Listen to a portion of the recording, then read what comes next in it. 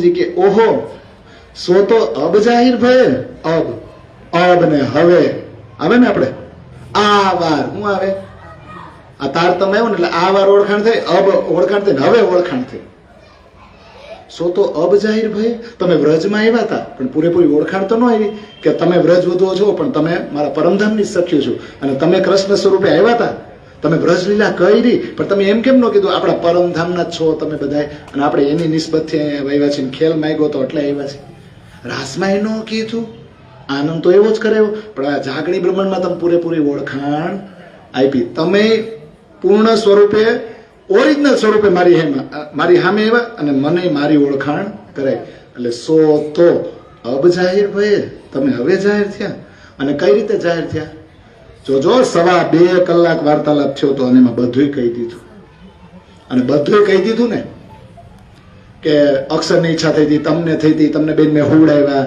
પછી ફરામોસી નાખી પછી વ્રજમાં અવતરણ થયું પછી વ્રજ લીલા થઈ વળી મેં વેણુનાથ કર્યો તમે વ્રજ છોડ્યું અને યોગમાન બ્રહ્માંડમાં આવ્યા ન્યા મેં ઉથલા વચન કીધા વળી પાછા આપણે રામતો કરી વળી મધ્યરાત્રિ થઈ તું અંતર ધ્યાન થઈ ગયો વળી તમે અનુકરણ નકલ કરી વળી હું પાછો આવ્યો અને પછી આપણે જે રાસ કર્યો ને એનું એ વ્યવહારિક રાસલીલા થઈ પ્રતિબિંબ થઈ વ્યવહારિક અને પછી એ દ્વાપર તો પૂરો થઈ ગયો પાછો એનો યુગ શરૂ થયો એમાં કળિયુગ આવ્યો એમાં વિક્રમ સંવત 1738 એમાં તમે 40 વર્ષ સુધી ખોજ કરી અત્યારે તમારી આખી જે ખોજ છે ને એ 11મો વિષય અને 5 પ્રશ્ન મેં સામેથી કર્યા એ 11 ને 5 16 વિષય 16 વિષય માટે જવાબદારી કે હું છું એટલે 16 મંત્ર થઈ ગયો કે મને જ તમે પકડો હું બધી જ રીતે હવે જાહેર થઈ ગયો છું રૂપ બદલીને વેશ પલટો કરીને ન થયો બધી જ રીતે તો હવે વિનંતી કરે છે ને વિનંતી કરે છે અને નિર્ધારે કરે છે કોણ પ્રાણનાથજી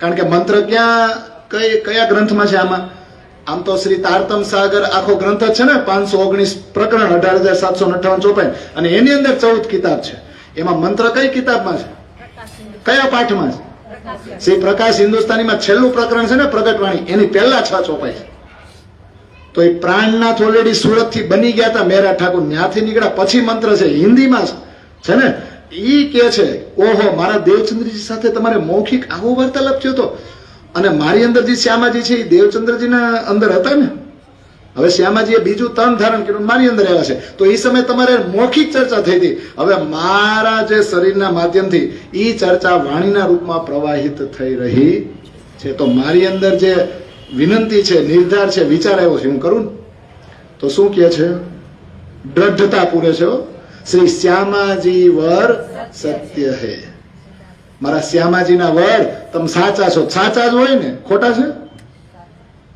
આખી દુનિયાને કહે છે કે શ્યામાજીના વર જે શ્યામ છે જે પરમધામમાં જુગલ કિશોર બિરાજમાન છે કપલ બેઠું છો કપલ શ્રી જુગલ કિશોર કો જાપ હે યુગલ સ્વરૂપમાં રાધા અને કૃષ્ણ બિરાજમાન છે કિશોર અવસ્થાવાળા તો શ્યામાજીના વર દુનિયાને કહે છે શ્યામાજીના વર સત્ય છે અને કેવા છે એ શું આપે જા બચ્ચા તેરા કલ્યાણ હો જાયેગા એવું કેમ આમ કરી જા બચ્ચા તારો જે પ્રોબ્લેમ છે ને સોલ્વ થઈ જાય હવે સોલ્વ થઈ જાય તું કેટલા વર્ષ ખિસ્સામાં રાખીએ ને આજ જમીનના લોચા હોય સોલ્વ થઈ જાય 20 વર્ષ હાચવી 25 વર્ષ દસ્તાવેજમાં કેટલી વાર નામ રહે ઓલો ભવે ભવનો લોચો છે ઈ સોલ્વ કરો ને આ આવું જ ન પડે વિચાર કરો 2 કે 3 છોકરા હોય ભલે આપણે આ વાણી વાંચીને બધું પણ ઈ જ્યાં સુધી પરણે નહીં ત્યાં સુધી ખટકો ન જાય છૂટે છૂટશે અને ઈ તો ઠીક પરણી જાય પછી એના છોકરાને હાસવવા કઈ સ્કૂલમાં દાખલ કર્યો છે ઈ પાછો હોશિયાર થાય કે નહીં આવું નથી થતું આ ન છૂટે પહેલે જ છોડવું પડે જે જ્યાંથી સમજણ આવે ત્યાંથી હું તો કહું મનથી છોડવા માંડો તો શરીરથી છૂટશે નહીતર એમને છૂટે તો શ્યામાજીના વર કોણ છે સદા સત સુખ કે સદા જોજો સદા એકવાર તમે એને પકડો ને એકવાર એટલે મૂકે નહીં તમને એટલે કે ને तुम तुम्हारे गुण न छोड़े मैं बहुत करी दृष्टाय मैं तो कर्म किए अति नीचे पर तुम ही राखी मूल सगाई अरे તમે તમારા ગુણ છોડતા જ નથી મને વારંવાર માયામાંથી બહાર કાઢો હું વારંવાર કુટુંબ કબીલાને પાછો પકડું પાછો તમે બહાર કાઢો પાછો હું પકડું બરાબર પણ મેં તો બહુ દૃષ્ટાઈ કરી પણ તુમ હી રાખી મૂલ સગે. જોજો કૃષ્ણના રંગમાં એકવાર રંગાઈ જાવ ને એ તમને માયામાં જવા ન દે. હા, થોડી વાર માટે માયાના આવરણ આવે તેને ભૂલી જાઓ, પણ એને ખબર પડે ને આ આત્માને વિરહ થાય છે તો એ તમને પાછી ખેંચી. તો સદા સદા સત સુખ કે સદા એટલે હંમેશને માટે કયા સુખ આપશે? પરમધામના. જે આપણે શરૂઆતમાં વાતચીત થઈ ને કે બ્રહ્મ લીલામાં તમે ડૂબી જાઓ ને એટલે કર્મ અને કાળમાંથી છૂટી જાવ અહીંયા બેઠા બેઠા. એ સત સુખ પરમધામના છે ને એના દાતા કોણ છે? તો આપણી પાસે આપણે એને પાસે મગાય હું, આને પાસે મગાય હું, આને પાસે હું મગાય. તો પછી એને વિનંતી કરે, વિનંતી એક જો વલ્લભા, હે મારા વલ્લભ, હે મારા પ્રિય. જો વલ્લભનો અર્થ પ્રિય થાય, અને પ્રિય છે ને ધણી જ હોય. પ્રેમિકા માટે એનો પ્રેમી જ પ્રિય હોય, બીજો કોઈ નો હોય. આ ઘણા સાહિત્યકારો બધા આજે બધા સ્નેહ મિલનમાં જાય તો એમ જ ન કે એક બેનને પૂછો ને તમારા એકદમ નજીકના હગાતી કે 27 જણા છે, હાલો એમાં 15 ને કાઢવાના, બાકીના તો એ કે હવે ઘરના જે સભ્યો છે ને 13 જણા, હાલો એમાં 10 ને કાઢવાના છે. તો એ કે મારા છોકરો ને 2 જણા, હજી એમાંથી એકને કાઢવાનો છે. તો એ છેલ્લે હું કે છોકરાને કાઢ નાખશો, મારો ઘરવાળો થાય કે ન થાય? છેલ્લે ઈ જ આવે.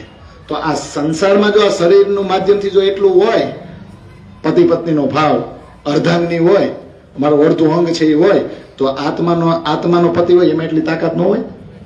હોય કે ન હોય? તો વિનંતી કરે છે એની અંગના, મોહ અંગના કે અવિધા, અને વિનંતી કરતી જ નથી, હું ધારણ કરું છું, હું મારા માથા ઉપર લઉં છું, હું તમારી અંગના છું. એટલે તો મારા પિયુજીની વાણી કેવી છે?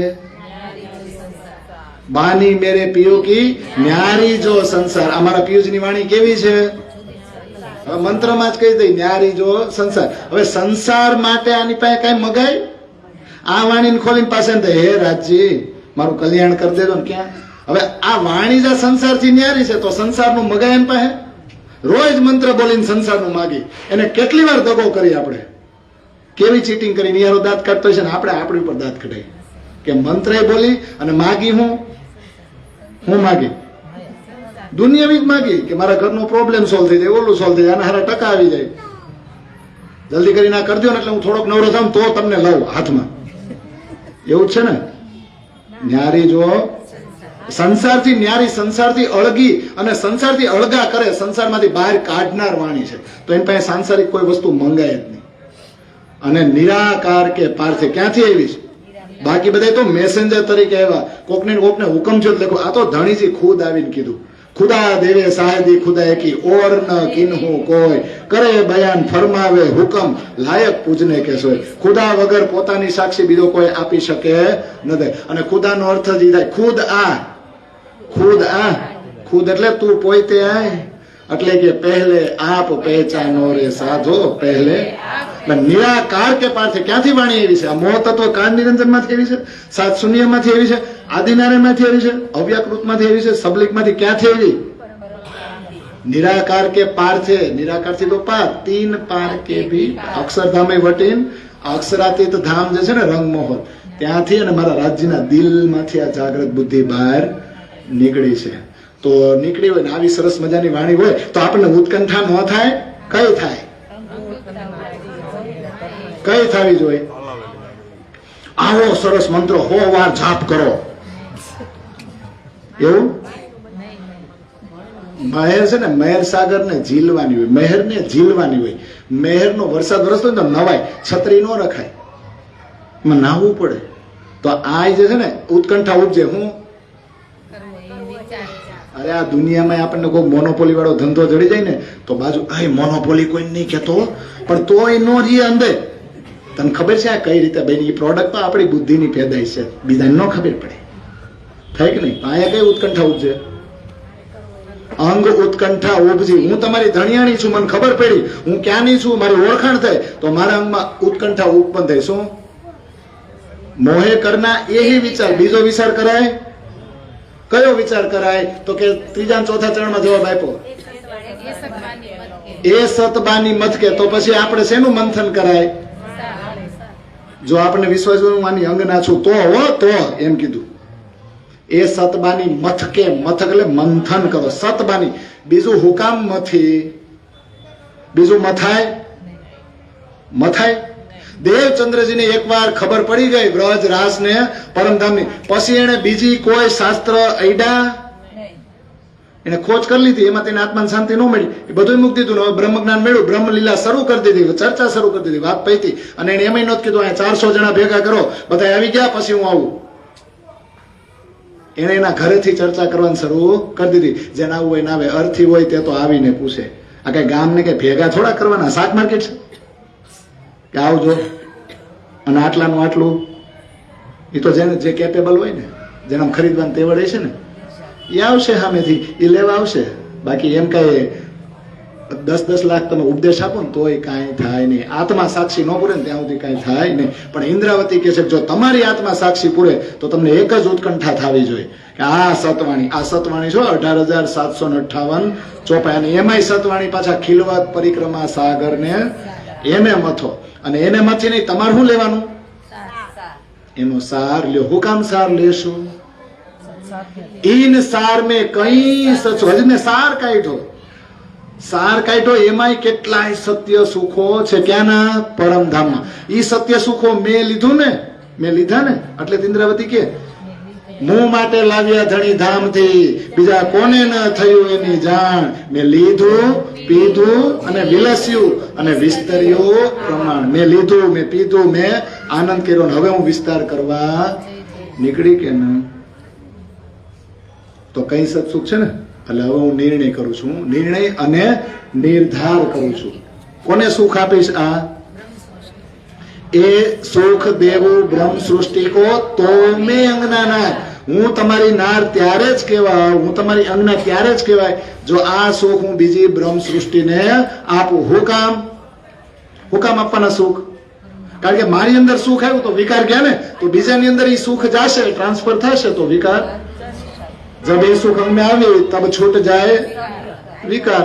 आयो आनंद अखंड घर को श्री अक्षरातीत भरता. आ सुख जो अंग में आवे ने, आ वाणी ना तुम दुल्हा ने मैं दुल्हन અને આત્મજ્ઞાન, તો બધા વિકાર આ સંસારના છૂટી જાય. જે આપણે મારું કરીને પકડીને બેઠા છે ને, મનથી છૂટી જાઓ એમાંથી, પછી કોઈ આસક્તિ રહેશે જ નહીં. અને પછી કયા ઘરનો આનંદ આવે? આયો આનંદ અખંડ કરતો. અને અખંડ ઘરનો આનંદ આપવા વાળા કોણ છે? એના ભરતાર કોણ? શ્રી અક્ષરાતીત. એ અક્ષરાતીત જ ખુદ આનંદ આપવા વાળા છે. શ્રી મહામતી કહે મોમીનો એસી કુંજી ઇલમ એ મહેર દેખો મહેબૂબ કી તુમકો પધાય આપ ખસમ. આ કેવી ચાવી એવી આ જ્ઞાનની, તમે જુઓ તો કરો. આ મહેબૂબ એટલે આપણા ધણીની મહેર તો જુઓ. એ પોતે આવીને તમને શીખવાડે કે નહીં?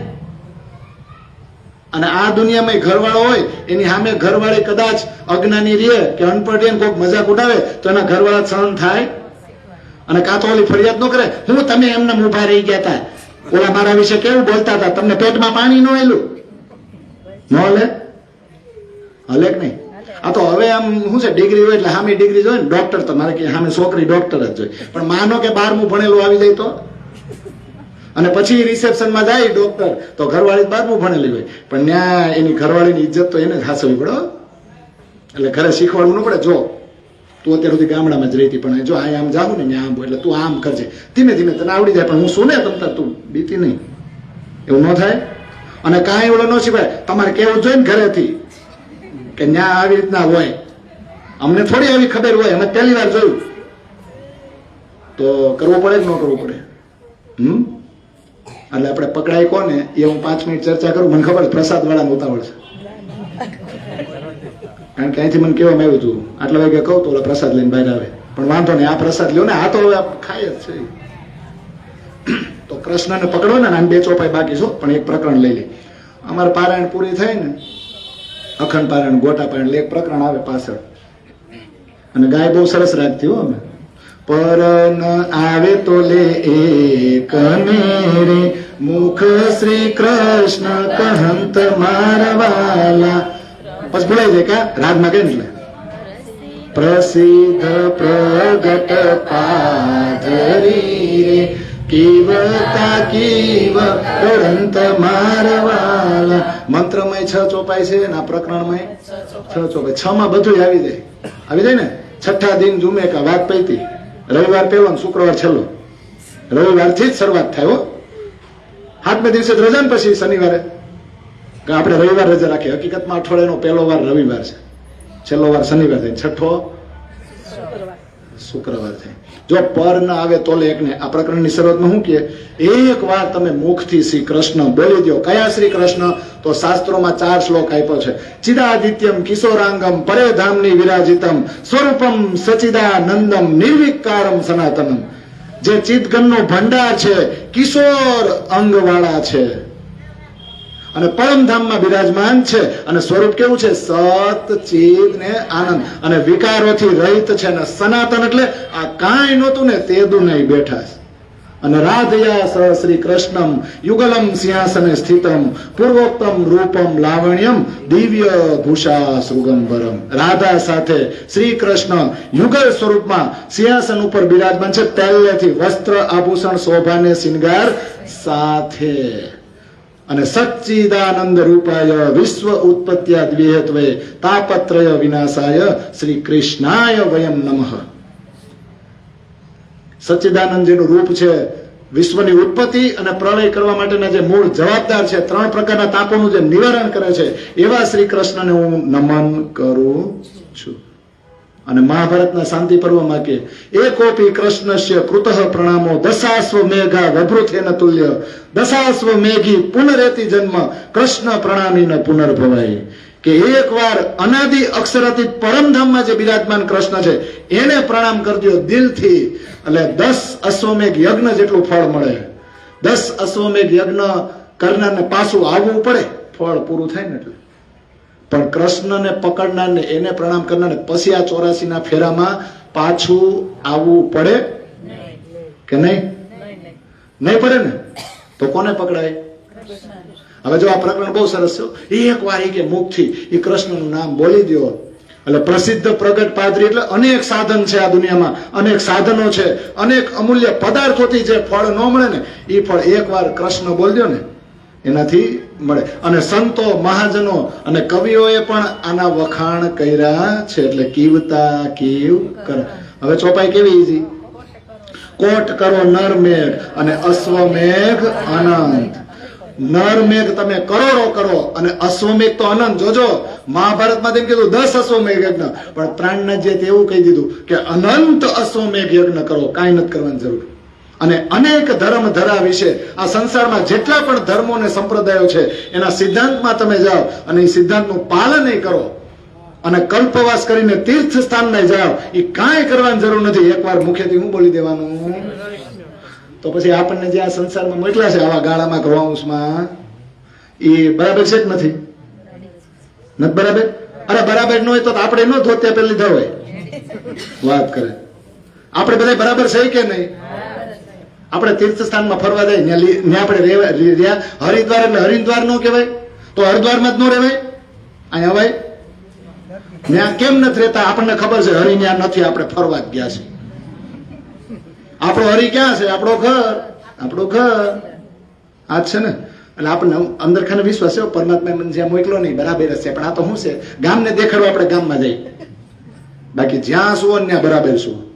કારણ કે આટલો સરળ રસ્તો તમને કોણ બતાવે? ઘરનું કામ કરતા કરતા, છોકરાઓને હાસવતા હાસવતા, પરિવારને હાસવતા હતા, લગ્નમાં જવાનું, બેસણામાં જવાનું, બધે જવાનું, બસમાં બેવાનું, તોય કૃષ્ણ કૃષ્ણ બોલો એટલે બધું આવી ગયું. આટલો સરળ રસ્તો તમને કોણ બતાવે? બતાવે કોઈ? તો આપણે શું કરાય? આપણે શું કરાય? હા, પછી આગળ ગયો સિદ્ધ કરો સાધના વિપ્રમુખ વેદ વદન.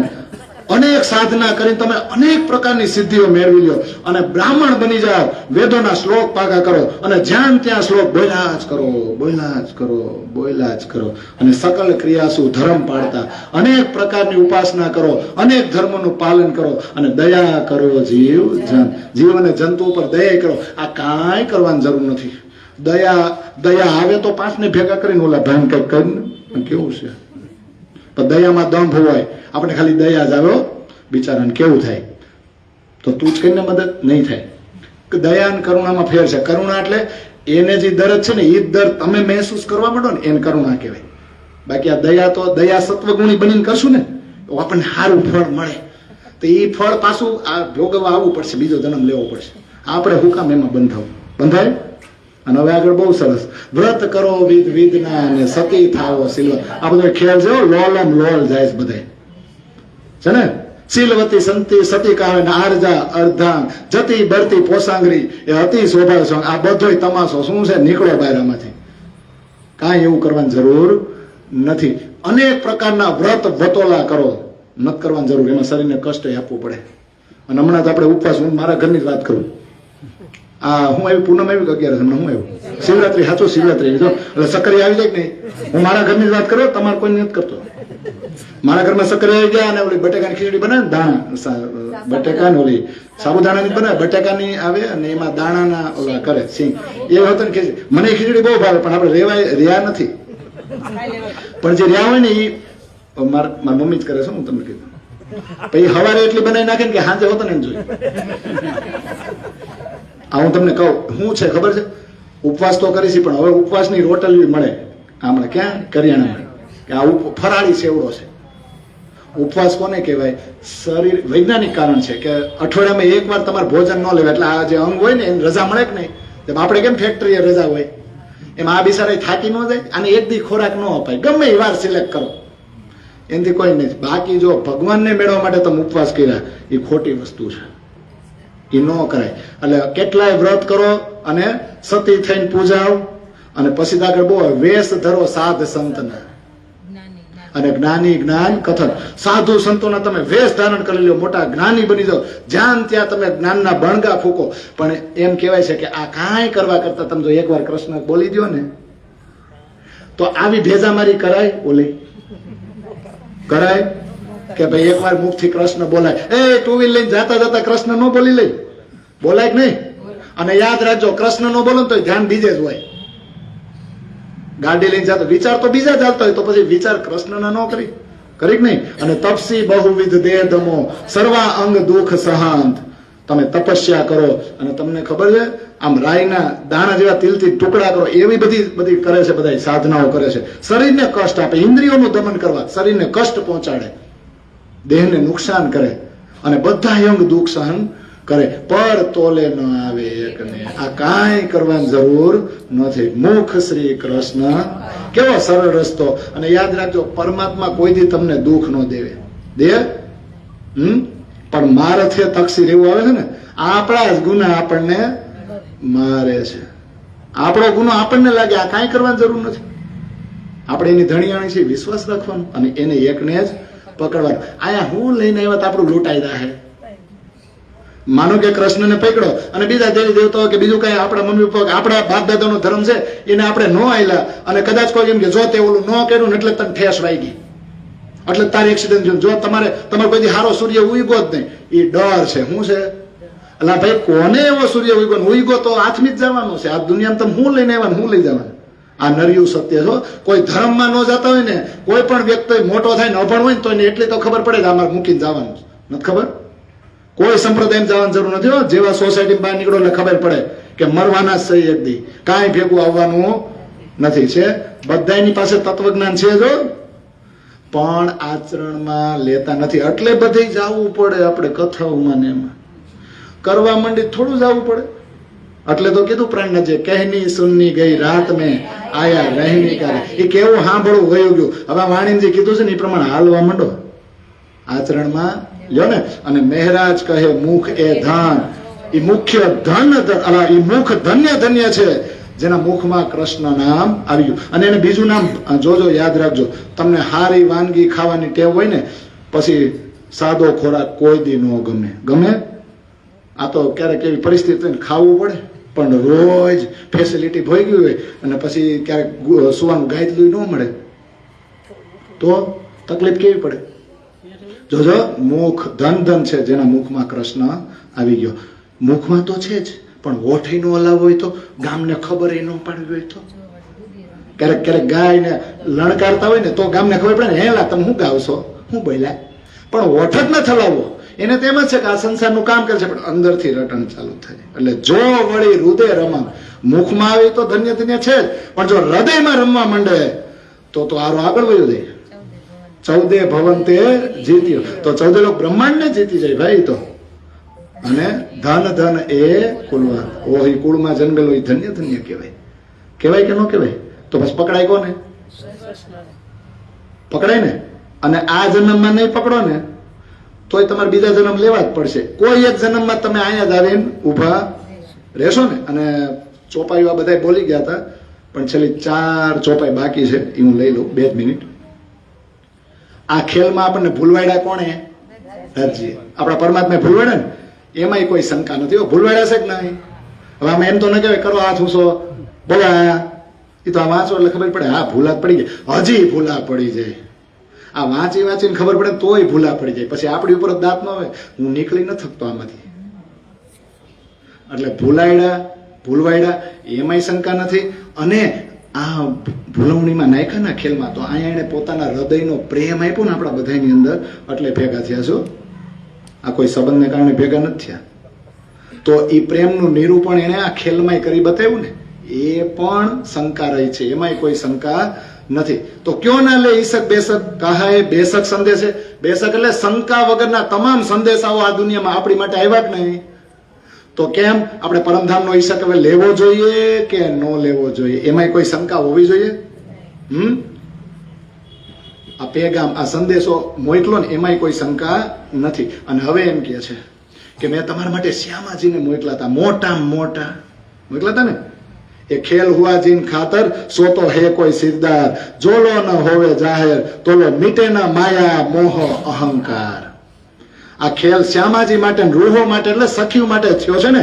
ઈ જ્યાં સુધી જાહેર ન થાય ત્યાં સુધી માયા મોહ ને અહંકાર આ જગતમાંથી દૂર જાય ને. એટલે આમાં કીધું કે હવે બેશક ઈશક લઈને આવવાનું છે તમારા માટે. મેં શ્યામાજીને મોકલા, શંકા રહિતનું જ્ઞાન લઈને આવ્યા. હવે તો જાગો. અને હવે નક્કી થઈ ગયું. હું થઈ ગયું? ત્યાં બાંધ્યા હતા ને, ઝઘડો કર્યો હતો ને, શેનો? તમારા કરતા મારો ઈશક મોટો. આ ખેલમાં શું સાબિત થઈ ગયું? જોજો હું સાબિત થયું નહીં, ચોપાઈ મત કહું. ઈશક રૂહો કમ બેશક. ઈશક રૂહો કમ એટલે બેશક એટલે ભાઈ આપણો ઈશક ઓછો છે, એમાં આપણને શંકા છે? આપણે માની લીધું ને, આપણે ધરાઈ રહ્યા ને બાંધવામાં. આપણે માની લીધું કે આપણો ઈશક ઓછો પડ્યો કે ન પડ્યો? હા, હાદી જ્યાદા ઈશક બેશક. આપણી કરતા શ્યામાજીનો ઈશક વધારે છે, એમાં આપણને કઈ શંકા છે? ઈ શ્યામાજીમાં ઈશક વધારે હતો એટલે 5 વર્ષની ઉંમરે ઉત્સુકતા થઈ, 11 વર્ષની ઉંમરે પ્રશ્ન થયા, 17 વર્ષની ઉંમરે ઘર છોડી દીધો. ઈ વેપારીનો દીકરો હતો. અને એનો શિષ્ય મેરા ઠાકુર જામનગરમાં થયો, ઈ દિવાનનો દીકરો હતો, મંત્રીનો દીકરો હતો. ઈ મંત્રી પદે હતો. કોઈ ભિખારી નહોતા, કોઈ ઝૂંપડાવાળા નહોતા, કોઈ સંન્યાસી નહોતા, બધા પૈસાદારના છોકરા હતા. જાગણી લીલા થઈને એમાં એક પાત્ર તમે જુઓ, આગેવાનને જુઓ, બધા વેપારી બિઝનેસમેન હતા. એને છોડ્યું છે. શું કામ છે ને? સિદ્ધાર ભાઈ ને એટલે છોડવું પડે. હવે જુઓ, સબથે ઈશક બળિયા, આ બે થી ઈશક વૈધો. કોનો? સખીનો અને શ્યામા. ઈ સબથે ઈશક બળિયા બેશક ઈશક જો હક. રાજજી મહારાજનો ઈશક આપણા બે કરતા વધી ગયો કે નહીં? તો મહામત કહે બેશક મોમીનો, બેશક બેવરા કમાલ. મહામતી કહે છે કે આમાં કોઈ શંકા નહીં રાખતા મોમીનો કે આ જે પ્રેમનું નિરૂપણ થયું ને, પ્રેમને સાબિત કરવા માટે જ આ ખેલની રચના થઈ. તો ફરા મોસીમે હક કા. આ તમને જે નિંદ્રાનું આવરણ આપ્યું ને, કયું? આ નિંદ્રાનું આવરણ કયું છે આપણી ઉપર? આપણો વજૂદ. બીચ ખેલ ઓર ખાવંદ પટ તુમારા વજૂદ. ખેલ અને ખાવન, આ સંસાર અને આપણો ધણી, એની વચ્ચે આપણો શરીર છે ને મોટો પડદો. આ શરીરના સંબંધો આપણે મૂકી જ નથી શકતા. મૂકીએ ગઈ ગમે એટલી વાણી વાંચો નથી થતું. નકર તો હમણાં કાંઈ ઘડિયાળમાં ન જાય, કાંઈ ઘરે ન જાય, ન બેઠા રહે અહીંયા. પણ હમણાં જાવું, આપણે જાવું ને રોડે ભૂલશું? ના, ન્યા જ ગાડી વળે. એ કેવી પ્રેક્ટિસ છે! અહીંયા જવાની ગાડી જ નથી વળતી. રસ્તો બતાવ્યો છે પણ આપણે એ રસ્તે ચાલતા નથી. એટલે ફરા મોસીમે હકકા, અજ્ઞાનતાના આવરણમાં, સંસારમાં, માયાવી સંસારમાં તમે જુઓ, પાયે બેશક ઈશક હાલ. રાજજી મહારાજના દિલની અંદર જે પ્રેમ હતો ને, એ અહીંયા આવ્યો. અને હાલ એટલે આપણને રહેણીમાં રહેતા શીખવાડે છે કે નથી શીખવાડતા? છે ને? 15 મિનિટ વધારે લઈ લીધી કા? બોલો શ્રી પ્રાણનાથ પ્યારે કી. तुम होते सीखे जियो में अरज करूं मेरे प्रियो जी, हम जैसे तुम दीना करो पिया तलप जय